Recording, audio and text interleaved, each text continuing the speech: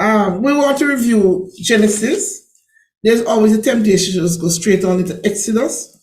But I honestly thought it a productive exercise to go back into Genesis. This is not just trying to rush through something. It's trying to understand it. It's trying to not only understand it, but remember certain key features. So as we go through the Bible, we remember what we read in Genesis. And that's why I think we'd like to take the time to do a very quick review. Now, some years ago, there was this gentleman called Jonathan Goforth, and he introduced me via the book I read, his biography, to a particular thing. What he did, he could tell the key concept chapter by chapter. We know that in chapter 1, the main creation part, somebody who can look, because remember, O'Neill and I are working on this. Somebody can correct us if we're wrong, but the chief creation of human beings is from verse 26 down. Chapter 2 is like the amplifying chapter 1 and actually telling us a little more detail of how human beings are created. And one other key concept in chapter 2. Anybody at all? Can I give it a try, Pastor? Go right ahead, my sister Janice. Okay. I think of chapter 2, it was more when saying God, take the remote to Adam and created Right. Eve. Exactly. And it's also the creation of family, right?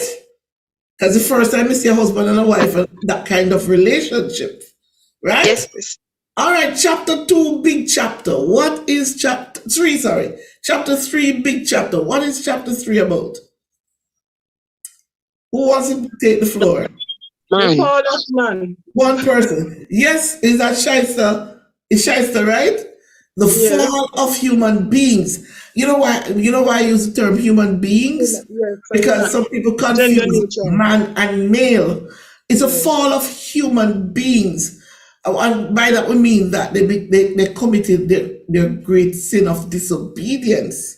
And so they lost their position that they had with God, and certain elements of how their spirit related to God, went. So that is a biggie. And what else is big about chapter 3? God's restoration. The curse and the promise. God's restoration. The curse, yes, Shaisa has it. The curse is big. And the curse of the serpent, the curse of the man, and the curse of the woman are all there, right? One other very significant thing in God's plan for restoration in terms of... That's it. The first prophecy about the crushing of the head of the serpent. Yes. Very good. Chapter 4. I think that's when Cain killed Abel. Exactly. It's the first murder. But there's another first in chapter 4. By the way, I'm not looking either. I want to learn as much as you. Go ahead, Shaisa. The first sacrifice to God. The first worship. First act of worship. Even though some people might say, no, that's not the first. What might some people think is the first act of worship? The offering that them offer to God. Yeah, that is in chapter 4. That's what we just mentioned as the first act of worship. But some people might differ on that opinion. What might they think? They might say, what is the first? Anybody? Could it be when God gave the skin, the animal skin to Adam and Eve as their clothing? No, the first act that some people might say. Could it be? Can I go? Could it be when God and Adam was in the garden, like having the conversation and stuff like that? Some people might think that communication between that whole communion between Adam, Eve, and God was the first act of worship. But anyway, it's the first sacrifice. So that aspect of worship is in chapter 4. Also the first murder, right? and also the first kind of dismissive attitude one towards the other, where it says, am I my brother's keeper? Right? Right. Chapter 5. I think that is a type of, I think genealogy was in that chapter. Yes. And I remember, well, the key verse for me, I remember there's a point when there was a verse that says, and men began to call on the name of the Lord. That's a key verse for me. Yes. Yes, it says there's a strong genealogy in chapter 5. Right. Yes. I call it for my own self, I call it generations. Right? I think it was separating, I think it's separating lineage in terms of Seth. Seth was born then. Yes. And so there was a separation of like descendants from Cain and descendants from Seth. You know what you're going to find? And I like that because that's exactly what I saw as well. But in the chapters going down, you're going to see it. So you select, it's like a process of selection. So you have X amount of people and one is selected. Then they have a set of people and another is selected, going right down the line. So there is a selection process taking place. Right. Chapter 6. Big event in human Noah and the history. ark. Yes, the flood, Noah and the ark. You're right, because the ark came before the flood, right? And what might that be representing?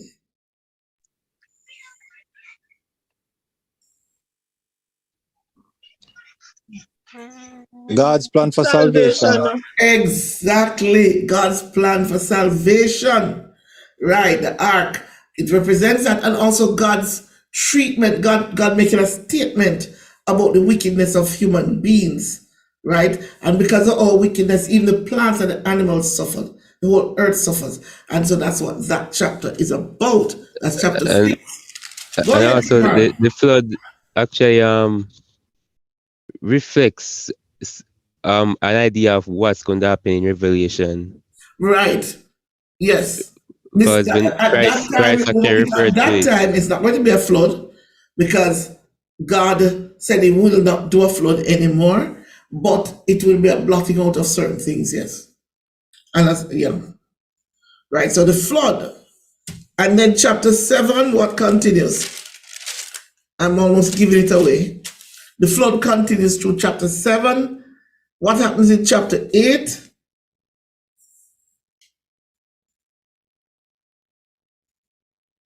Chapter 8, no bright sparks, nobody remembers chapter 8. 6 is the flood, continues into 7, describing the flood. What happens in chapter 8? I think that's when time go ahead. Go ahead, yes, go right ahead. Okay, I think that chapter is when time God remembered Noah and the livestock on the ark Exactly. and decided. It's the end of the flood, and a very important thing happens in that same chapter.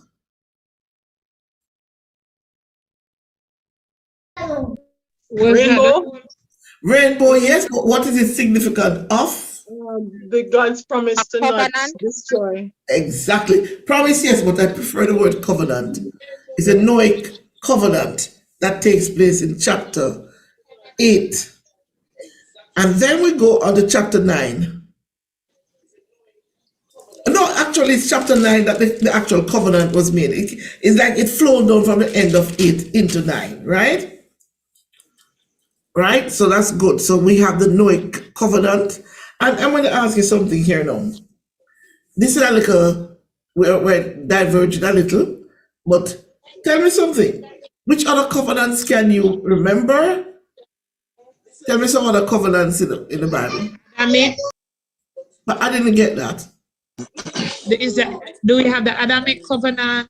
Right, Adamic is one. And we just mentioned Noahic covenant. Mosaic. Repeat. Do we have a Mosaic covenant? Mosaic covenant, yes. The law, yes. Abraham. Yes, that covenant. Abrahamic is extremely powerful and important covenant, yes. Those are the major ones, but you have others. Anybody can remember 2 others at least?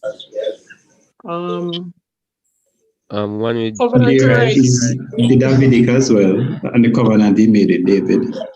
The Davidic is one. What else did you say, Kirkland? You Oh, said something about David. is it? And the Davidic and the covenant he made with David. Okay, so Davidic and one, just one more. and one I know about, one. I think Is the Christ. one- I I heard think more than Christ. one voice. Go ahead, Bible. come on, Buchanan, go ahead.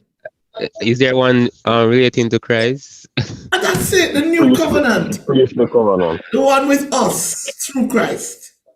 The Lamb of God. The blood that Preach was the shed. covenant. Right. Great. All right, Go ahead, I'm not Shaista. sure.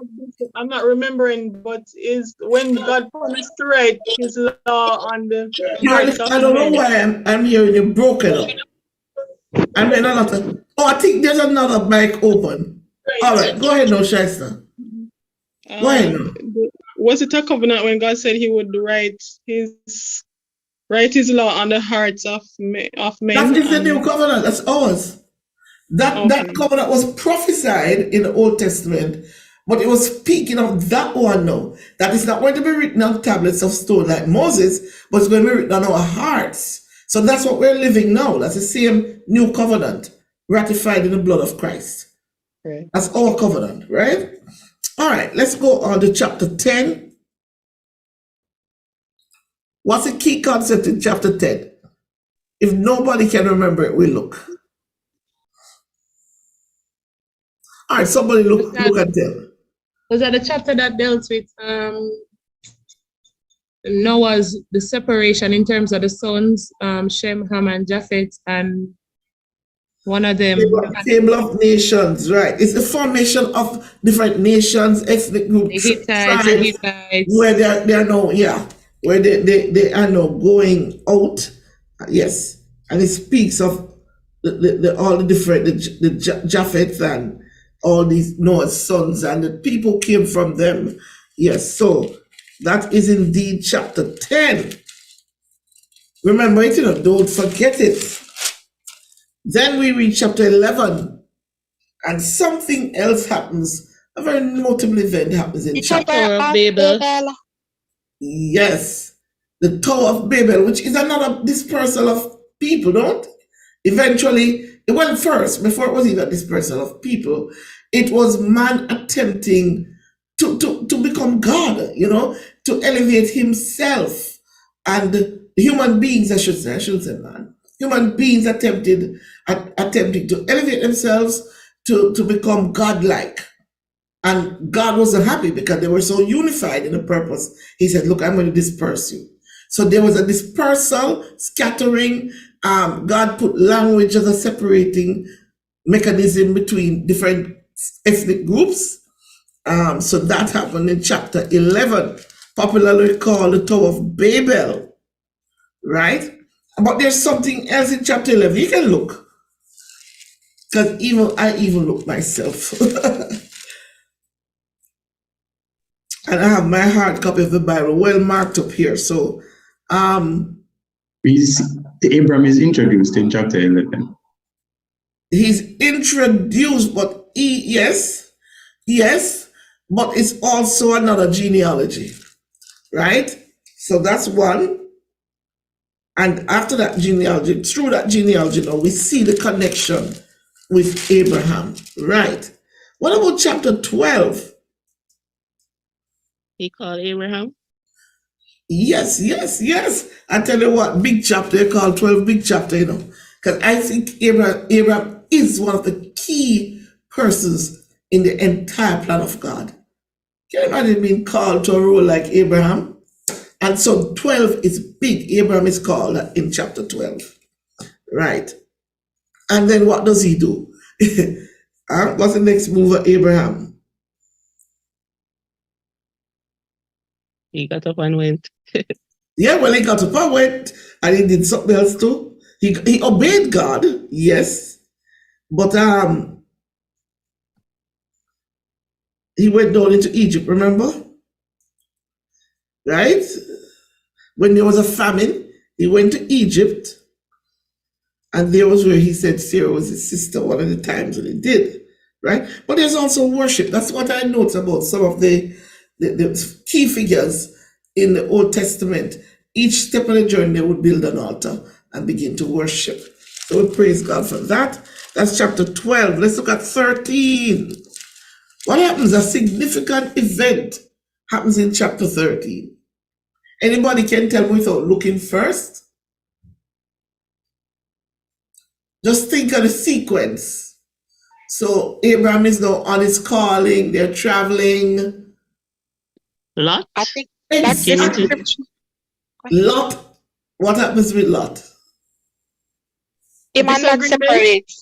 Yeah, they separate. They separate. And I wonder if you see how much separation is happening. As we get the story goes on, is different groupings are taken out and they're the selected ones, and the others are not. And you're coming down the line in a process of separation and selection, right? So yes, Lot and Abram are separated. And that's chapter 13, chapter 14. Abraham I forgot to save Lot. Exactly. He goes and rescues Lot because of what? God was going to judge the cities of Sodom and Gomorrah. And it so happened that Lot had settled there. Good. Amen. Can anybody tell me another key thing out of chapter 14? When would it be?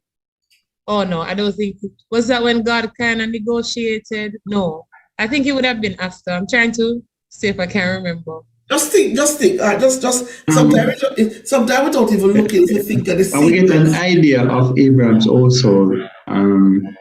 Repeat for me. In Abraham rescue of Lot, we get an idea of a part of the setup of his also where he would. That's an important thought. Where he had, I think it's 318 fighting men in his household alone. That's one of my key things too, I like that thing so much. But think of the sequence. So he has these fighting men. Stop and think, where were they even mentioned? Melchizedek was mentioned. Melchizedek is introduced, sorry. But before that, there was a what? There was a war, I believe. A war. Yes, there's a war. I think this is the first war mentioned. I think it's the first war mentioned in the Bible. And, and of course, the introduction of Melchizedek, who is a type of Christ, who is going to feature again in the book of Hebrews, where God explains the significance of Melchizedek. All right, chapter. Yeah, go ahead. Mrs. Stewart is saying Abraham gave a tithe to Melchizedek. Yes, man. So the whole notion of giving like it to God, yes. A percentage. Yes, that's introduced as well. All right. So the in chapter 15, that was 15 or 14? 15? Trying to remember. We just did 14. Yes, so 15 now. 15. I remember that one. There is a promise. The covenant is renewed. Right. With Abraham. That's at the beginning. I remember. Right. And what I find with the covenant to Abraham, God kept speaking it again and adding onto it. Almost like he was incrementally revealing it more and more to Abraham. Yes, so that is very, very significant. And let's see if there's any, that's a big thing in here. And he promises certain things. There is an idea he introduces to Abraham, a prophecy God gives Abraham.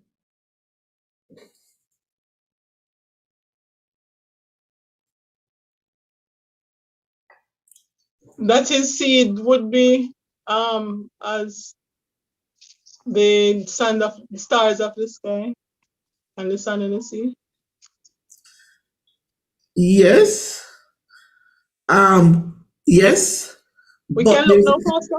Yeah. Well, I'm looking. Go That's ahead. what I noticed.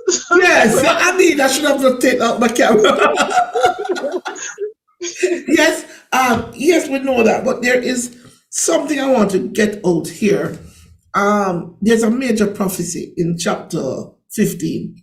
Yeah, I think God mentioned about the slavery, Exactly. the He tells slavery. them, right. Yeah. They're going to go down to Egypt, and he told them Egypt. the time span and all that kind of thing. Yes. But also in the whole increased revelation of the covenant with Abraham, he actually does a demonstration where God, you remember the animals split in two and the lamb walks between them? All of that. And the fire is- pot. Yes, fire pot, yes. Chapter 15, all of that is in chapter 15. All right, chapter 16. Very important. There's somebody speaking, but I'm not hearing clearly. Sorry, can you hear me? That's a little better. Go ahead, don't let me hear you. Awesome. I think this is a section. I think that's the part where Sarai provide her midwife, or she didn't agree for have a child with her husband. Is that a midwife? You're a maid servant, As right? maid servant, Right. yes. Mm-hmm. To sleep with her husband. Right. So so she doubted that she'd be able to have the offspring, and so she decided to work it out her way.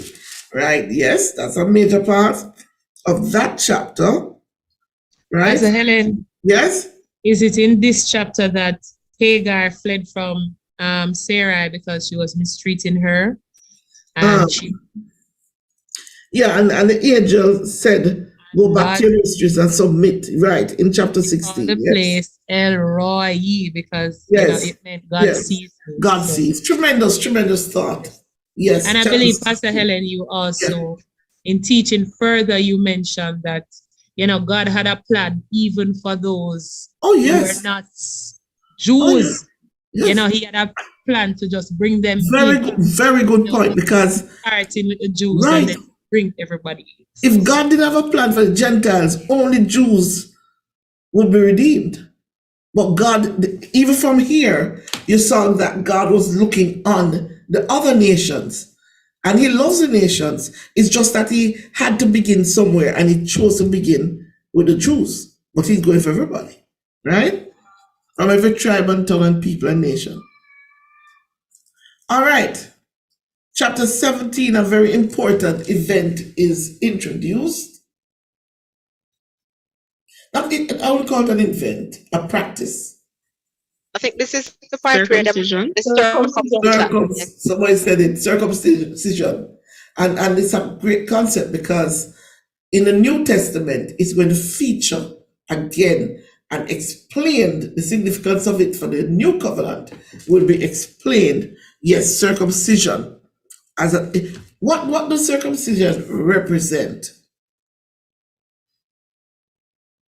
Doing away with the flesh. Doing away with the flesh, yes, with another concept as well. Living by faith and in the spirit of this, being led by the spirit of God. Well, I'm not so sure about all living a faith and speech. But yes, doing away with the flesh and Does it have to tie into this, the circumcision of our heart? yes, So even the though they were doing it circumcision in of our heart, yes. Awesome. It was like a Mrs. reference. So, Mrs. Stewart from YouTube was saying, cutting away of sin. Cutting away of sin. All of that, those are all true, but I'm looking for a word. It was the covenant between God and Abraham regarding his generation that follows after him.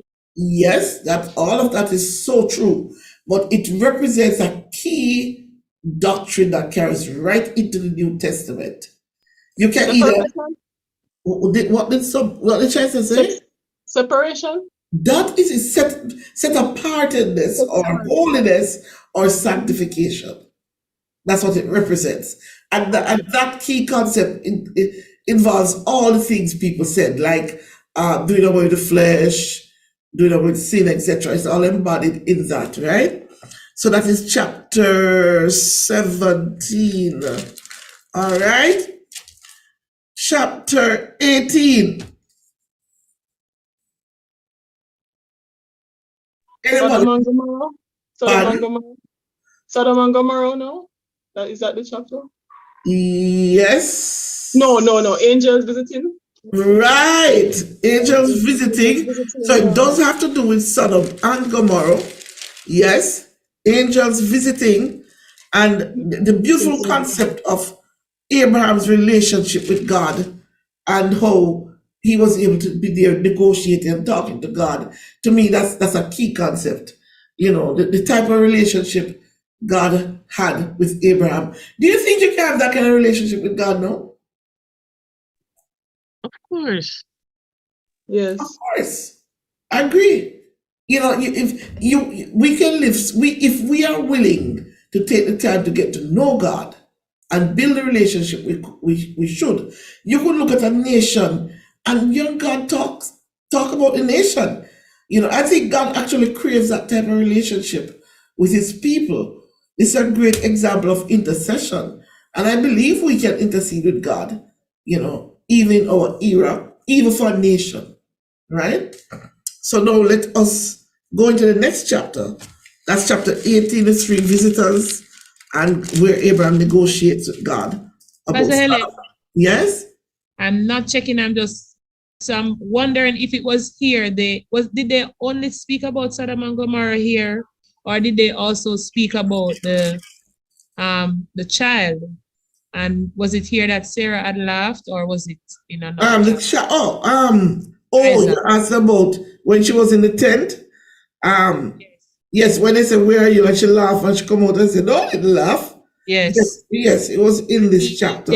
This chapter, they also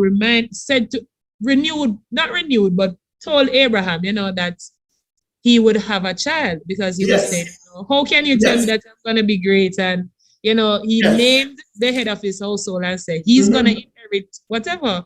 And they said, no, you're going to have a child by this year next time.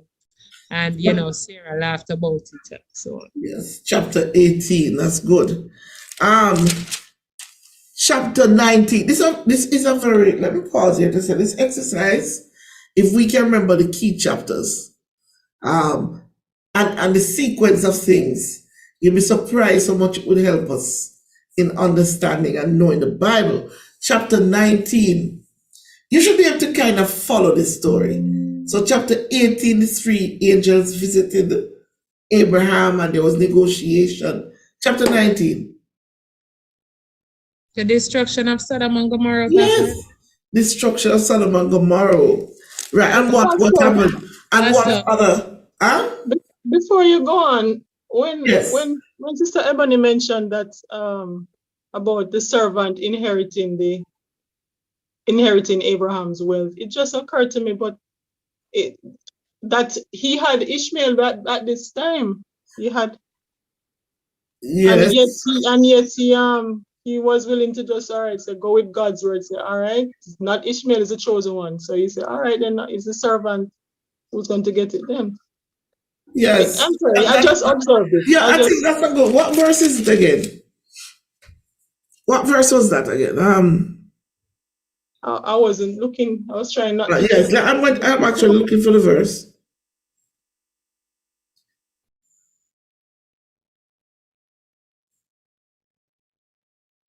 It says, then the Lord said, I will surely return to you about this time next year, and Sarah, the wife, will have a child. Was this where? Pastor, it is in chapter 15 that I was just about to say, I don't think Abraham, in this chapter, is not where he said, I don't have an offspring. It was in 15, right?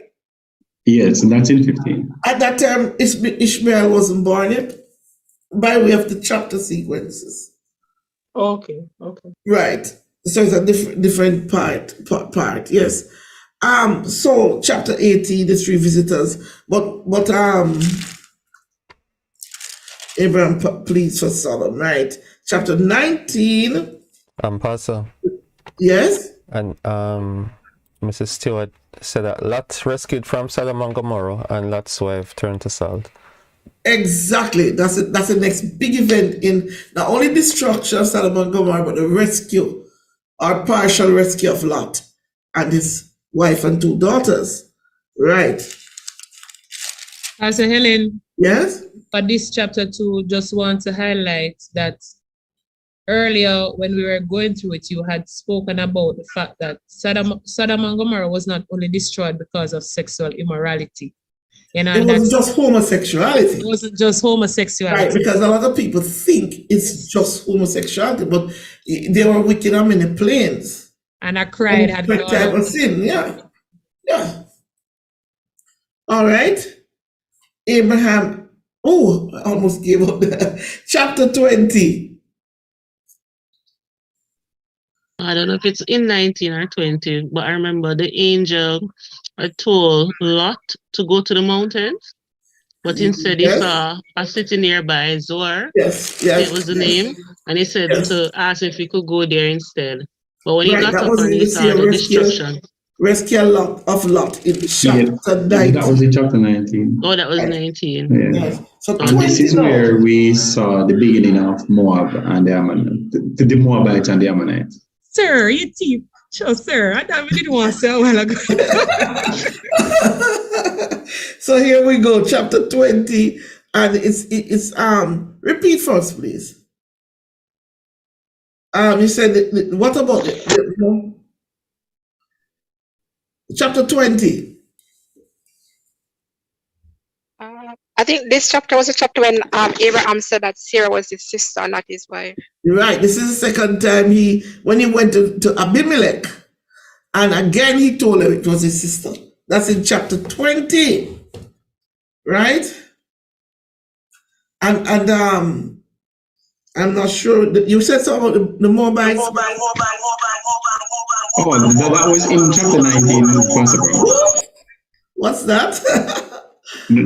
That was in chapter 19. We see Lot daughters tricking him by getting him drunk. Oh, the Ammonites and the Moabites. Oh, yes. Having the that was chapter 19, right? And giving birth to these 2 nations, right? Yes. So in chapter 20 now, it's done with Abimelech, and again he does the same thing of saying Sarah is his sister, and almost brought a curse on Abimelech's household. Yes, go ahead. I was just adding that Ruth was a Moabite. Oh yes, she was. And God had, incorporated a Moabite in his redemption plan, Definitely. And in fact, just today I was thinking about the book of Ruth, that is not just about 2 beautiful ladies, one old, one young, and how they existed. That's true too. But it was also showing the redemption plan in which the Gentiles were brought into a full covenant with God. Right? So, yes, you're perfectly right. All right. Chapter 21. Chapter 21 is when Sarah's glad bag bust. What do you think happened? The birth of Isaac. Birth of Isaac. Laughter. Right? But also, another probably sad event for somebody else in Abraham's household. Hagar. Right. To leave with and Ishmael. And I believe in this same chapter, I don't know if it's the same chapter, but I know that, she took him and the Lord gave her a prophecy for her son. Of course. I will take care of him. Don't weep. Yes. And she wanted water to nourish him. And God said, listen, he opened her eyes and said, see water there. So he, again, Pastor Helen, he just see the redemption of the Gentiles. Exactly. He's protecting the nations. And so yes, Ishmael and Hagar they're protected in this chapter by God, right? And God gives them a treaty too at Beersheba, the whole situation there. And this line that says, God is with you in everything you do, it said to Abraham. Let me just read that verse properly. At that time, Abimelech and Phicol, the commander of his forces, said to Abraham, God is with you in everything you do. So God is revealing himself as being on Abraham's side, right? And then Abimelech makes a treaty with Abraham at Beersheba, right? All right, 22. I think that was when time God tested Abraham. Right. God tests Abraham, the major test. Oh, yes, that's what the predominant thing in that chapter. What chapter was that? 22, right? Where is 23 now? So Pastor Helen, as we speak about the test of Abraham, there's Yes. one other thing that we had learned is that the sacrifice of his son represented something. It wasn't just a test for Abraham, but it was symbolic Exactly. of what Prophecy would of happen with Jesus. Christ. Yes, because he went, willingly and just laid there, a big old 30-year-old man, and Yes. just, you had said, just laid But there. he was not a little 5-year-old boy, in other words. Yes. And he carried, remember, he was the one who carried the wood, which represented the cross. Yes. And he laid down willingly. And then the next prophetic act is that there was a ram, a In the sacrificial fitting, ram yes. that was provided. Right. Good. So that's 22.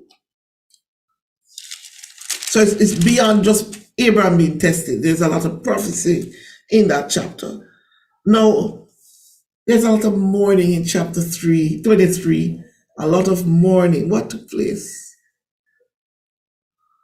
Sarah died.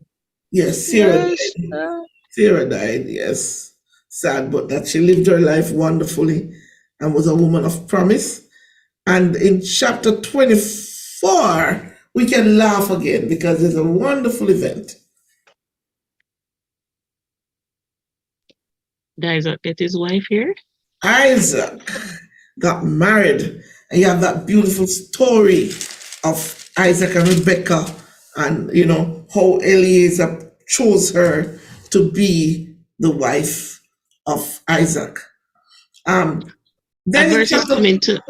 Go ahead. Pastor, a verse is coming to my mind. I don't remember if it was in 21, Yes. but there's a part where God said He chose Abraham because He knew he would have passed on what He had taught him to his Yes, children. there is a verse. I'm not sure. I know it exists. It's chapter 80. Chapter We 80. passed it already? Yes. Okay. That he would pass it But on. that And that's was, a very very significant important. verse. Very, very significant. Good. All right, in chapter 25. Pastor Helen, Abraham Yes? died. before we move on to the other chapter, Yeah. just something that you had highlighted about Rebecca and, our attitude towards work, how she was hardworking, Oh, yeah. how she was a servant, she was willing to water the camels, and it would have Yes. taken a lot of work. She never just, slight. That's it. Jamaicans That's would it. put it. So That's that was it. something, that we would have taken away from that chapter for her. Yep. Indeed, she was.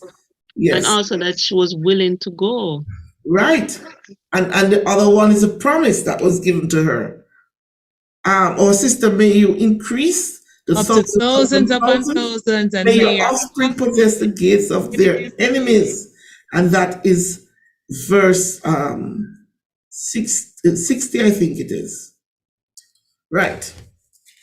25. Big significant event. The two sons buried their father. Isaac and Ishmael buried their father.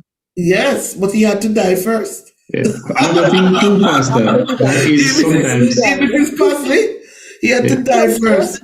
When you put it as if he didn't die. Yeah.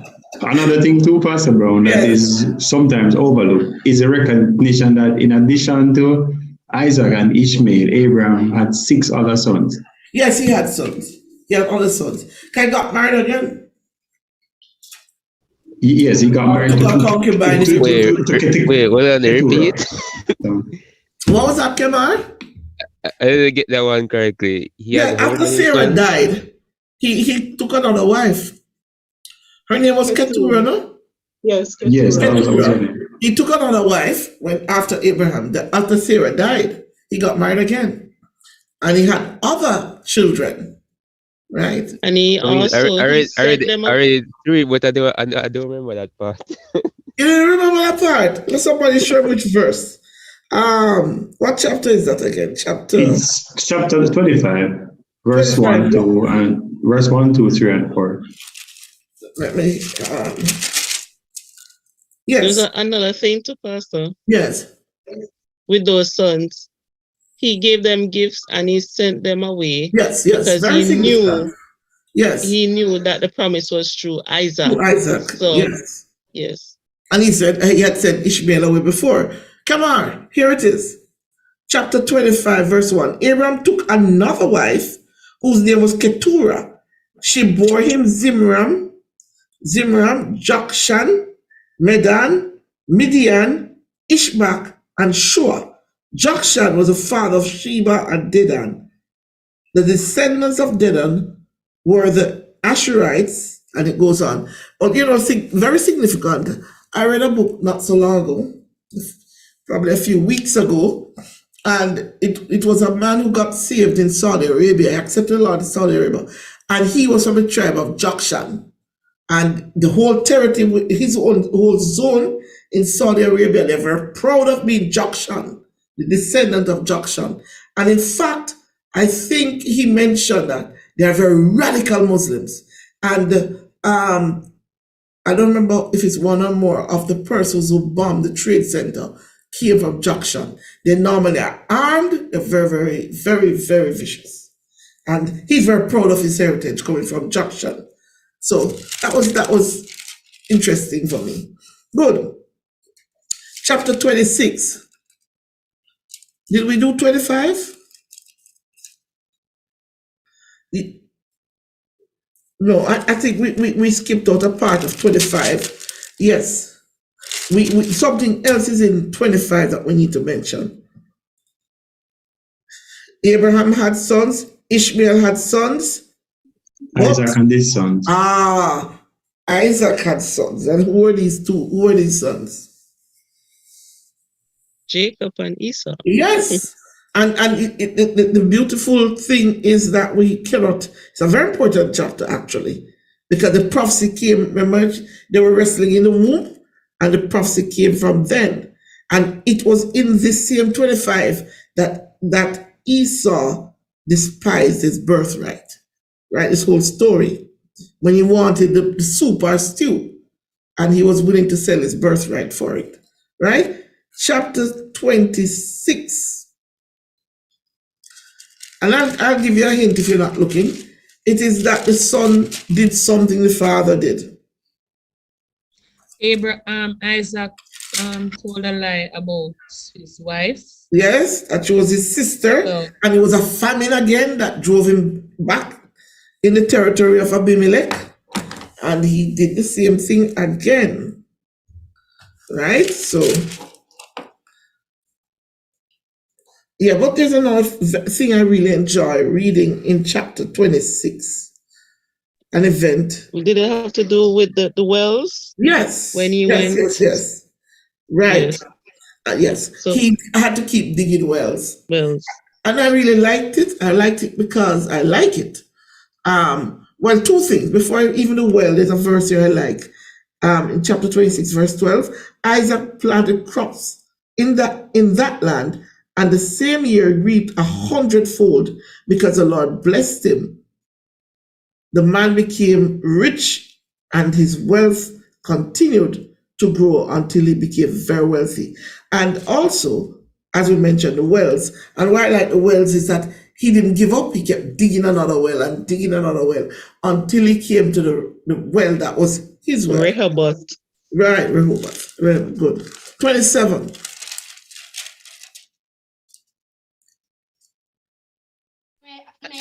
It was when Jacob took Esau, or took him further, I think, to get Esau blessing. Right.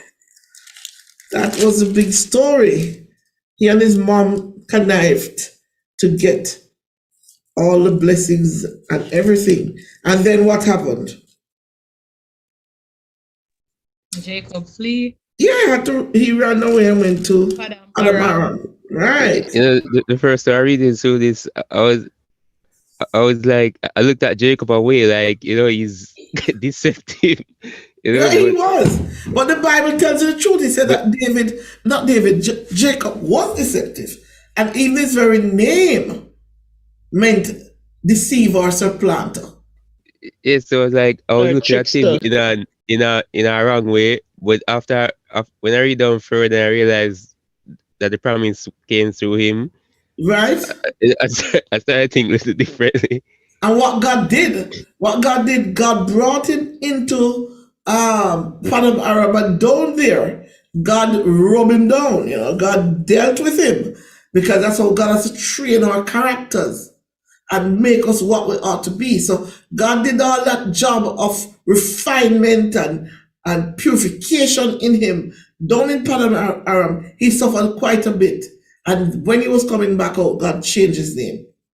He changed his name from supplanter to Israel. which means struggle. Right? So, Yes, one who fights with God and right. overcome. Right. There's another point I remember also, Yes. Pastor. Yes. When Esau recognized that his mother was not pleased with the women that he had, I think he had Right. tried to get another. And I think it was a third he one took to on try some to. others.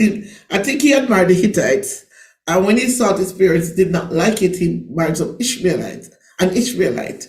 So, yes, that was a part of that. All right. That's chapter. The next chapter is chapter 28. What happened in chapter 28? Let me see if I can remember. Helen, Yes? I'm sorry. Before I move on to 28, just want to add something. I don't know, I'm not sure of the consequence, but I know that Jacob's mommy, what was her name? Rebecca had said, let the curse. Jacob was saying, I can't do this. And she said, yes. Let the curse fall on me. She took responsibility because she had devised a plan. Right. So, but I don't know if there was any consequence further down the line. But just I don't know. The truth is, in spite of the fact that it was done in the way it was done, that was actually the plan of God. Not the way it was done necessarily, but she chose the right son. You understand? So yes, I'm not sure if I remember any repercussions of her. No. Yeah. But there's something else too, Pastor Helen, that we discussed about Jacob and Esau, and the heart that Jacob has in wanting, he just really wanted the thing of the blessing. And we were saying we have to cultivate a heart like that just want God things, things. He was very, very hungry. For the things of God. I think I'm one of the persons who value hunger in people. People who really want God. They're the ones who are going to receive it. Believe me. Yes. No? And something, even in life, when I watch athletics, it's the person who is so hungry for that level of achievement. They're willing to put in all the hard work and the discipline to reach there. So, yes, even in life, that hunger, that drive does a lot in terms of accomplishment. Chapter 28.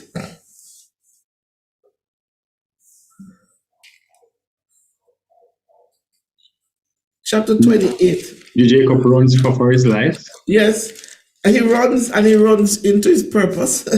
So the journey into Padam Aram and what the things that took place on the journey, and the start of his right. So the journey into Padam Aram. 29, what took place in Padam Aram. And one of the things that took place in Padam Aram was could it be Jacob ladder? Hear me. Bethel.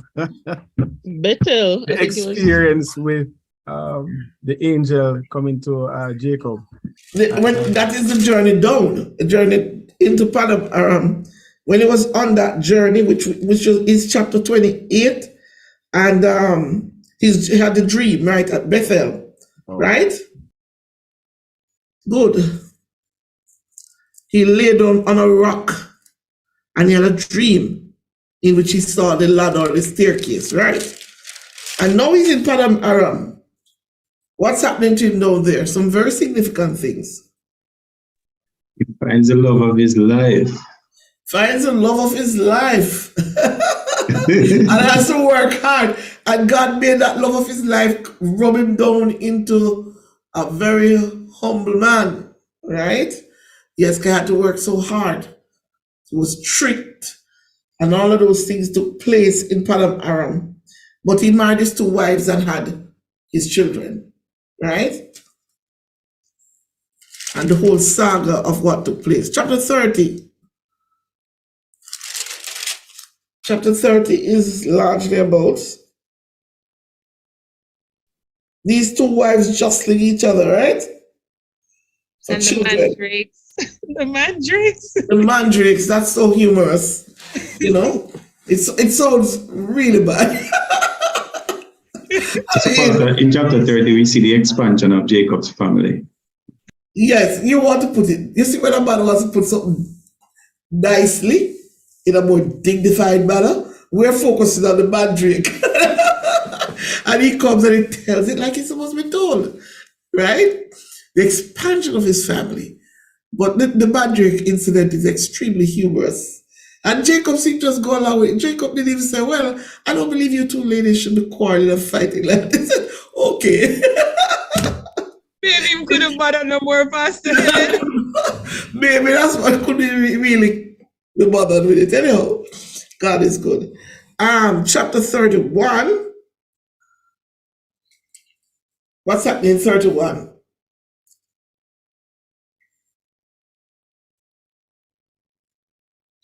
Follow the sequence. He got his wife, he got his children, he made wealth. What next? He's Was leaving. it the guy? Yes. He's leaving. Yes. He's leaving Padam Aram and the So whole really saga left and method in which he left. Right? And then chapter 32. Yeah, sequence. It's very sequential. Chapter 32. Next big event. Well, there are more than one. He Next big event. sent his family ahead in order. Yes. He had Because placed the of? servants first. Because His of? brother was to meet his All brother. right. He arranges And he had everything. That's the next big event. He has sent some. animals and the gifts That's ahead, it. everything. And he Right. stayed back and he wrestled with God the whole night. Yes. He the whole setting up of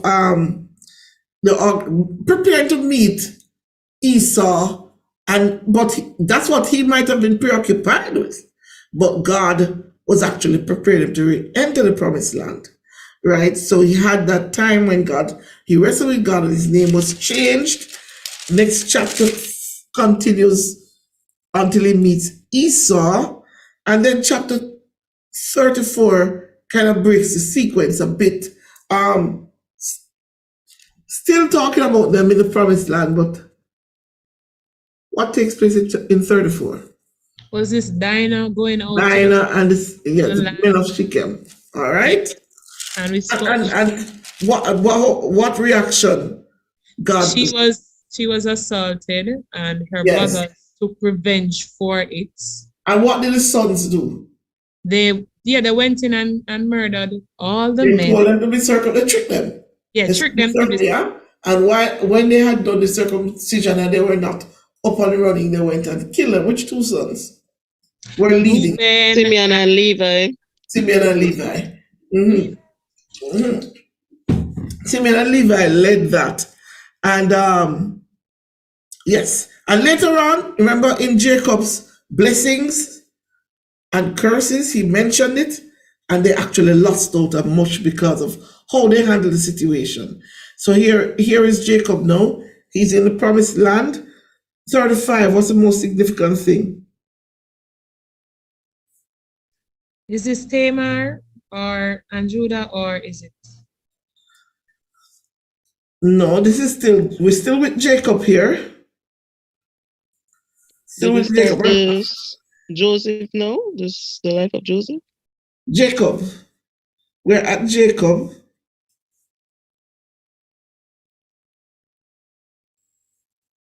Well, God, this is when Reuben climbed up. Pardon? Reuben. Was it when Reuben climbed up on his father's coach? Well, that is going to happen after the death of Rachel. Okay. Yeah, remember, it's in this chapter.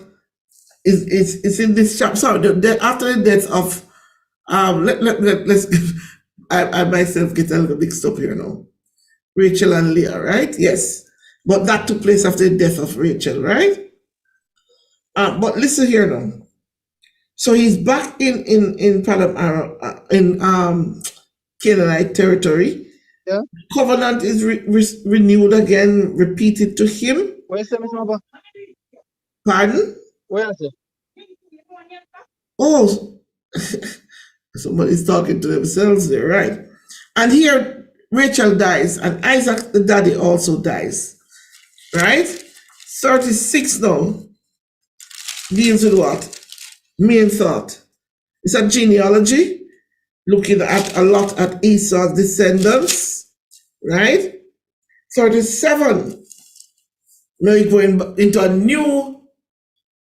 new person now. The 37 introduces Joseph, and it starts with his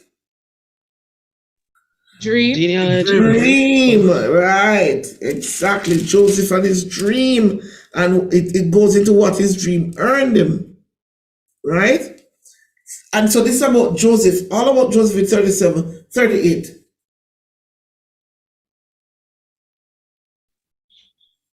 Was that the break to Tamar and Judah? That was the break. It came off Joseph and went to Judah and Tamar, and about Onan and Aaron, all of that drama. So that was what happened in 38. All right, 39. It goes back to Joseph. Right back to Joseph. Father's plan to get rid of Talking him. about, no, by this time they had sold him already, you know. Okay. From 37. And so now, he would have been in Potiphar's house, right? Prison and all of that kind of episode. In 40, because the Bible goes into a lot of detail about Joseph. So he's in Potiphar's house and prison and all that. Now in chapter 40. Would that have been the cupbearer and the dreams? The prison, exactly. And the whole process of deliverance. Trying to get his deliverance. Right, the start of it. Yes. And it was like a fake ending. It didn't really end there, it thought maybe it would. And here comes Pharaoh's dreams in 41. Pharaoh's dreams. And then he got his true deliverance and his elevation. Right? 42. There's famine in the land. Back in Canaan. Well, across the whole. In Canaan, across the earth. And what, how does it impact the new nation that God is forming? Yes. Jacob said to his sons, why are they sitting looking at each other? Looking at each other. Go down and buy some right. In Egypt. And then we went through that entire rigmarole process between 42 when he introduced himself eventually, and the brothers were purified through a process, and all that took place between 42, 43, 44, right, and 45. So they were restored to their father in all of that period of time. 46 was when Jacob himself went down to Egypt. You know, a lot of chapters are given to Joseph, you know. 46, and then in 47, 46 and 47 is almost like a continuation. And then, right, it talks about Jacob. 48 talks about another generation, new generation. Who are they? 48. Just think. Manasseh and Ephraim. Joseph, Manasseh and Ephraim, or Ephraim and Manasseh, right? And the significance of God's sovereignty. He chose who he would put first, right?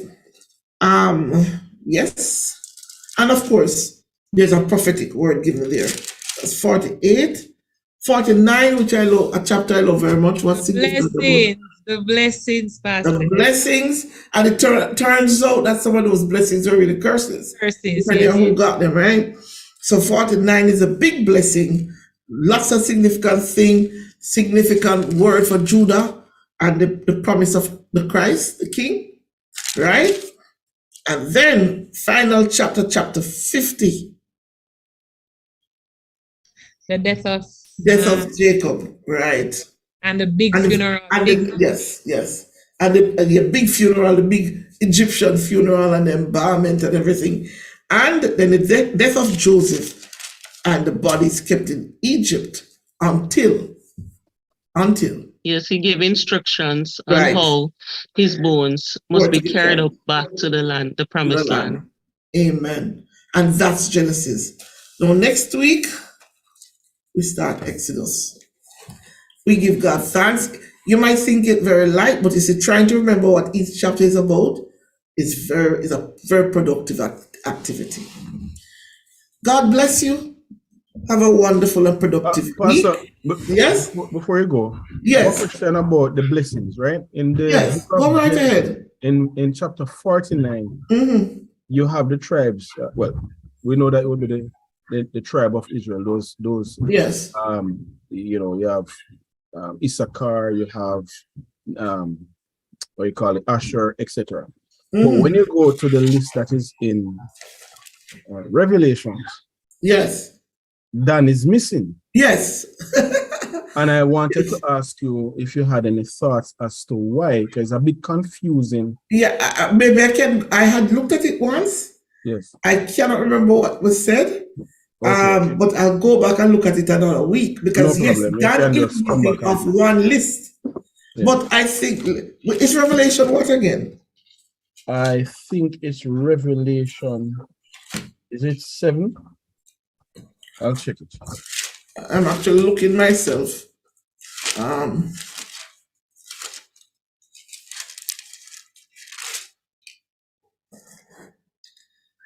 Yes, Pastor. It's Revelation 7.